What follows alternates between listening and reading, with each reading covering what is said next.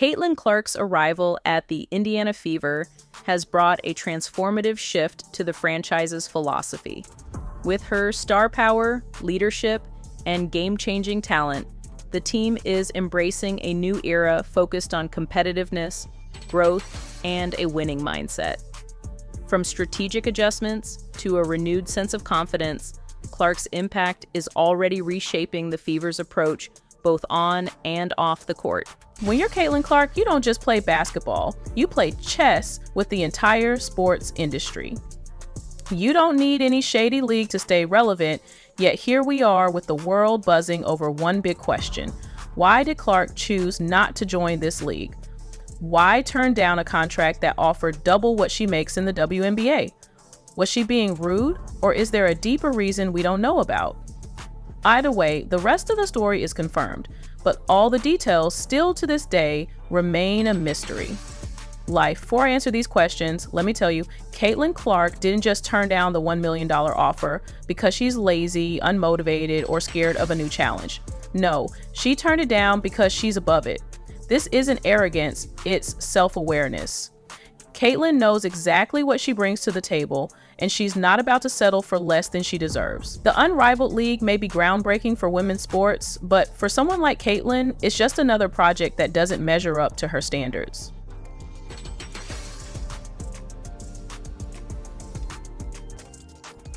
Think about it. Caitlin Clark is coming off a year where she redefined what it means to be a star athlete. She didn't just play basketball, she elevated the game. Her presence alone helped the WNBA achieve record-breaking viewership, ticket sales, and merchandise revenue. She put women's basketball on the map in a way that's never been done before. Her jaw-dropping performances with the Indiana Fever turned a struggling franchise into a serious contender. Let's talk about the Unrivaled League for a second. On paper, it sounds like a dream. Short seasons, high pay, and a format designed to shake up the status quo.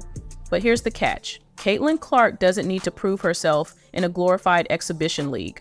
The 3-3 format, while entertaining, isn't her arena. Caitlin thrives in full-court battles under bright lights and against the best players in the world. She's not interested in being part of a sideshow. She's focused on the bigger picture, leading her team to a WNBA championship, growing the game globally, and building a legacy that extends far beyond basketball. Caitlin Clark isn't just playing for the moment, she's playing for history. Angel Reese is officially losing it all after WNBA fans criticized her for yet another controversial post. Angel Reese has revealed what she claims is the real reason behind Caitlin Clark's move to Europe. According to Reese, Clark's decision to play overseas is purely a financial move, and she's quick to shut down any rumors suggesting otherwise. What the fuck is that headline all about? Yeah. Yep, She is the worst fucking basketball player. But in true Angel Reese fashion, she couldn't just let Clark's European contract go smoothly. Instead, she decided to hijack the narrative, making it all about her. Classic. In the WNBA, we've never seen anything quite like this. Someone so determined to stir up trouble. People talk about Caitlin getting hate, but someone sat down and spent hours putting together an 8-minute video with interlude clips all to trash Angel. Why? But when the entitled complaints are coming from Angel Reese, it makes news throughout the mainstream media. Angel Reese, still tangled in her own steroid scandal, has decided to throw shade at Caitlin Clark. She boldly claims that players are just chasing paychecks while controversially using racism as an excuse for sympathy. Blah, blah, blah. From Angel Reese. It's yet another dramatic twist in the ongoing saga of Reese's antics. It's clear Angel Reese is aiming all her drama at Caitlin Clark. The wildest part? Caitlin has never said a single negative thing about Reese or any other Black player. Yet, for some reason, Reese is out here ranting about how some people don't deserve a silent treatment, or whatever vague insult she's tossing around today. Let's be real. Clark heading to Europe? Entitled players in the WNBA just can't seem to understand is, you get what you put in, and right now, you are getting exactly what you deserve. Isn't just about trying out a new scene or chasing a paycheck. No, it's about escaping the toxic circus the WNBA has become. Sure, at first glance, the WNBA might seem like a dream for a player like Clark, a generational talent built to dominate, but in reality, it was turning into anything but that. Instead of just shooting hoops, she found herself dodging scandals and side eyes like it was part of the game plan. It's kind of hard for me to wrap my head around because I'm so focused and so competitive, and I love the game. I love playing. I love being in front of the fans. But over the course of probably the last 2.5 years, it's all kind of changed where, it's hard to get a ticket whether we're at home or whether we're on the road. This intellectual sport icon recently spoke out to defend and support Caitlin Clark after she was crowned 2024 Athlete of the Year. Despite her achievement, Caitlin quickly found herself at the center of a media firestorm. The reason? Her honest remarks about privilege and race, which apparently struck a nerve with some people, proving that discussing these topics is still too much for certain individuals to handle. I think Caitlin Clark is already one of the greatest women's basketball players of all time, purely for the fact of what she has done on the court and also the kind of eyeballs that she has brought to a sport that really never had this kind of fame behind it, this kind of fandom behind it. After her Time magazine interview went live, the backlash came pouring in, with critics attacking every word Caitlin Clark said. But here's the twist: instead of backing down, Clark stood her ground. What truly sets Clark apart is more than her ability to score from anywhere on the court, it's her relentless competitive fire. With the league in limbo and absolutely nothing exciting happening on the court, Angel clearly decided to keep the spotlight on herself, whether anyone wanted it or not. Ridiculous, and let's talk about how ridiculous it is. Known more for her dramatic antics than her basketball highlights, Angel Reese has managed to rub fans the wrong way for ages. Angel Reese has taken to doing two things, all right? Number one, being a massive hypocrite because, well, she didn't want to be over-sexualized, but she's posting some brand new underwear pics, some brand new draws pics. From her over-the-top sympathy-seeking moments to her blatant jealousy toward Caitlin Clark, it's like Angel Reese has mastered the art of making things worse instead of better. And just when you thought it couldn't get any messier, she showed up flaunting a bikini online, setting the internet on fire, but not in the way influencers dream of. I do think that some of this drama, and she started some of it, to be fair, got to her. I'm literally lost for words knowing what this woman meant to me in such a pivotal point in my life. She was the only person, which is interesting since she's been hand pays them bills, baby. I just hope y'all know the WNBA don't pay my bills at all. I don't even think that pays one of my bills. Literally. I'm trying to think of like my rent for where I stay at. Angel Reese just proved that Chief isn't a personality trait, it's a lifestyle choice, and she's owning it with a vengeance. In the offseason from basketball, she decided that a few extra bucks were worth completely destroying her image, so she pursued a bold career. I'm a beautiful girl. Like, I'm a beautiful woman. I've been posting pictures in my bikinis. I got a nice body and I work hard for it. And if I want to post a picture in my bikini, I should be able to without being sexualized. From the beginning, it's been obvious that fame and money were her top priorities, no matter where they came from. Last night, she was spotted at a strip club with Cardi B, finalizing a bold modeling contract that left everyone speechless for all the wrong reasons. I've got all the messy details, so let's get straight to it.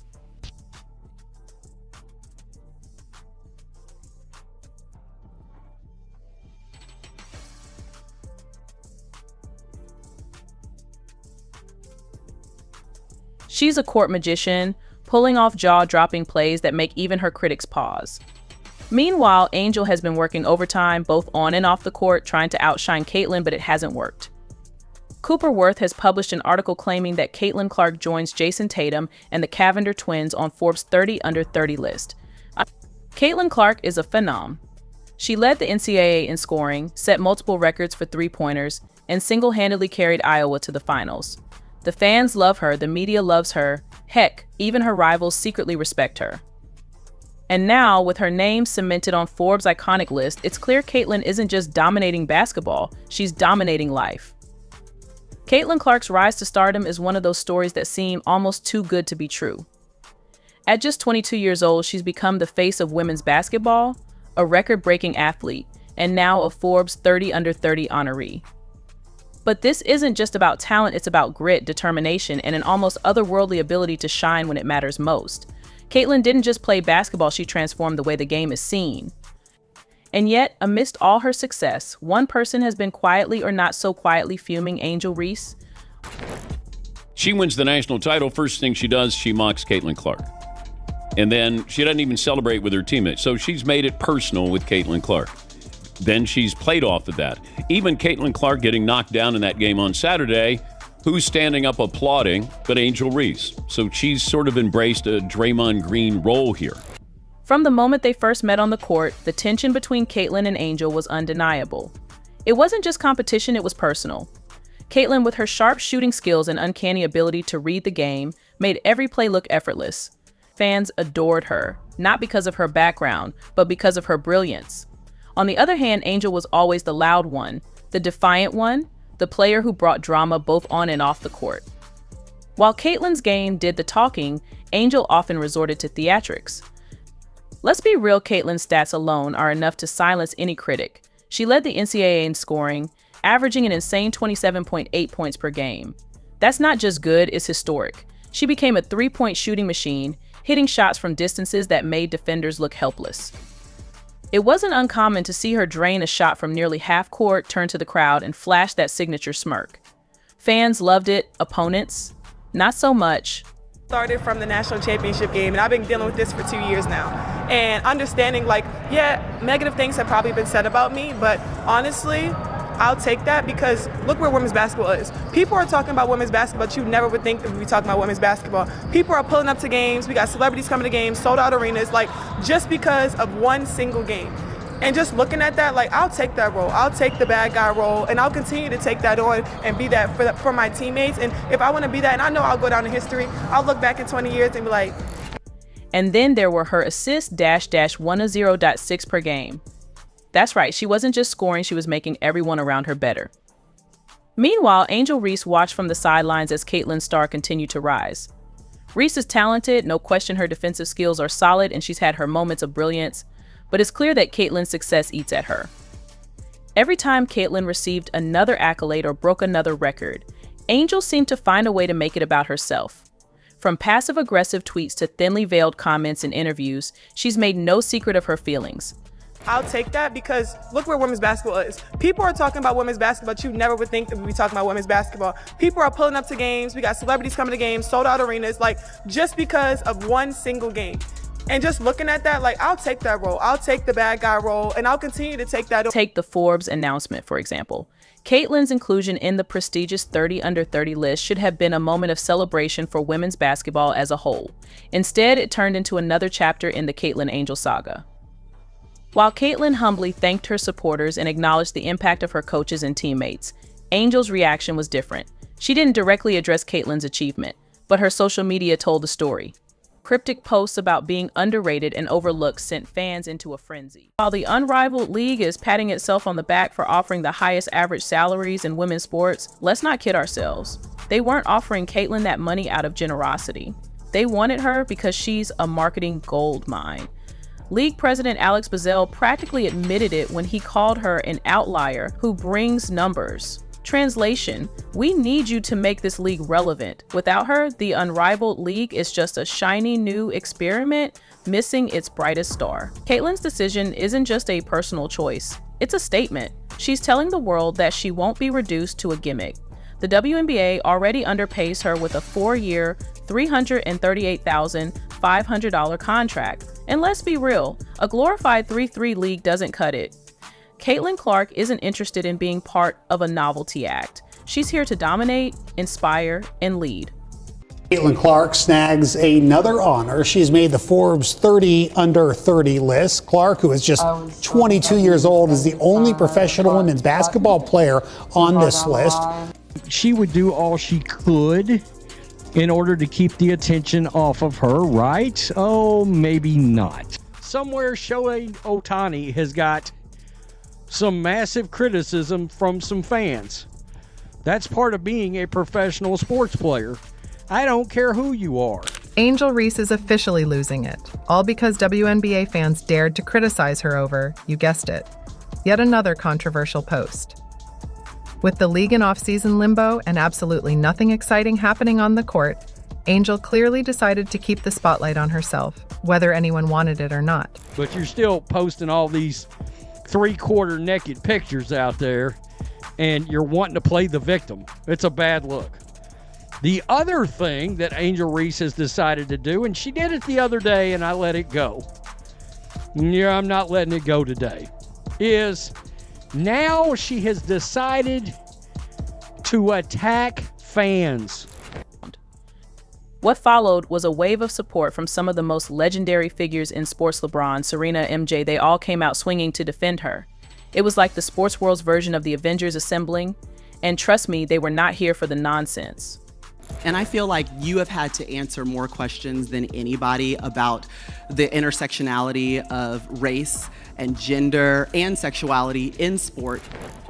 Caitlin Clark found herself at the center of a media firestorm, but it wasn't because of her record-breaking performances or her signature three-point shots.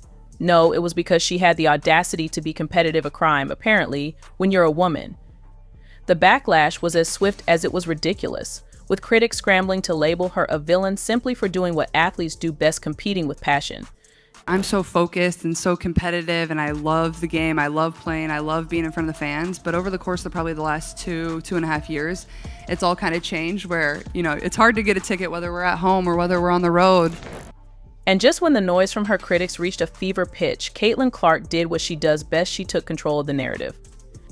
In a bold and groundbreaking interview with Time magazine, where she was named Athlete of the Year for 2024, she dropped a truth bomb that sent the media and the world into a frenzy. Feels the need to acknowledge her white privilege. Basically, she's sorry she's white. She feels really bad about it, though, so you should give her a pass. In a world where accountability is often ignored, Caitlin Clark dared to admit that her success wasn't just about her relentless work ethic. It was also shaped by the privileges she was born with.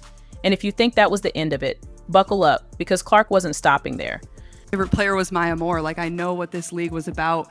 And like I said, it's only been around 25 plus years. So I know there's been so many amazing black women that have been in this league, and continuing to uplift them, I think, is very important. Clark used her platform to shine a light on others. She acknowledged the foundational role that black athletes like Maya Moore played in shaping the WNBA, highlighting how their contributions were instrumental in getting the league to where it is today. Things stemming from Caitlin Clark's Time magazine interview, I could have never guessed that interview would stir up so much controversy.